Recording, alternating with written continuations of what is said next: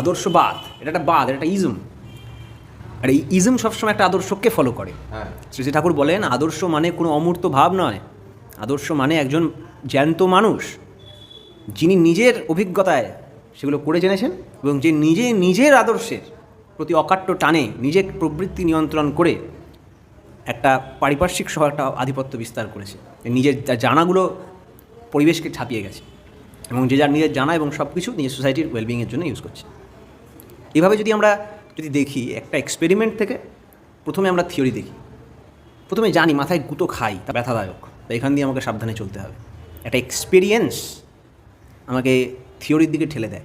Theory হচ্ছে ওটাকে আমি মনে মনে স্পেকুলেট করলাম, খাতায় লিখে হোক যেভাবে হোক স্পেকুলেট করলাম যে এরমভাবে এরম হয়।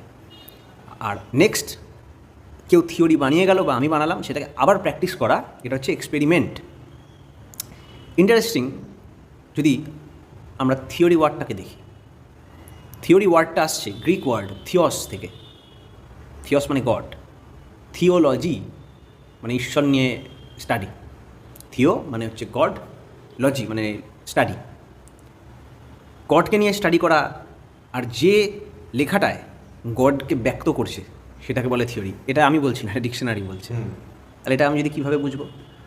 ইন্ডিয়ার দি বিগেস্ট ম্যাথামেটিশিয়ান বলতে পারি, ওয়ার্ল্ডের বিগেস্ট ম্যাথামেটিশিয়ান বলা হয় যাকে, মানে এটা ডাউট নেই কোনো, একদম শ্রীনিবাসন রামানুজন।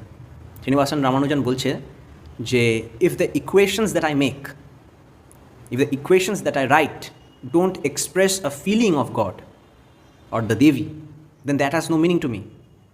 এই ইকুয়েশনস, ম্যাথমেটিক্যাল ইকুয়েশনসগুলো আমি বানাই, এটা যদি আমার ওই দেবীর কোনো ভাবকে এক্সপ্রেস না করে তাহলে আমার কাছে ওটার কোনো অর্থ নেই।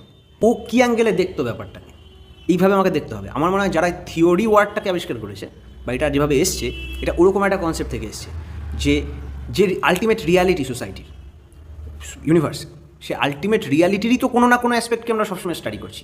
আমি যদি রবীন্দ্রনাথকে স্টাডি করি, তার মানে সেটাও তো ওটা তো একটা ক্রিয়েশনের একটা পার্ট। আমি যদি স্টিলটা নিয়ে মেটালার্জি স্টাডি করি, এটা তো একটা ক্রিয়েশনের একটা পার্ট। এই ক্রিয়েশন মানেই ক্রিয়েটার আছে, creator and creation are same মানে creation and creator are not separate, ক্রিয়েটারই ক্রিয়েশন হয়েছে। তা সেই সেন্সে আমি ওই ক্রিয়েটারকে নিয়েই পড়াশোনা করছি, তাই থিওসের থিওরি। তো এই দিক দিয়ে দেখতে গেলে এই গড কনসেপ্টটা চলে আসবে। এবার বিউটি হচ্ছে we have not seen god, আমরা জানি না গড কীরকম, গডের ভ্যালু আসবে কোথার থেকে, আমাদের এক্সপিরিয়েন্সে নেই। সেই থিওরির আগে কিন্তু এক্সপিরিয়েন্স আছে, এক্সপিরিয়েন্স থিওরি বানায়, সেই থিওরিটা থেকে যায়। এই থিওরিটা নিয়ে সবাই এক্সপেরিমেন্ট করেন, সেই এক্সপিরিয়েন্সটাকে আবার সৃষ্টি করে।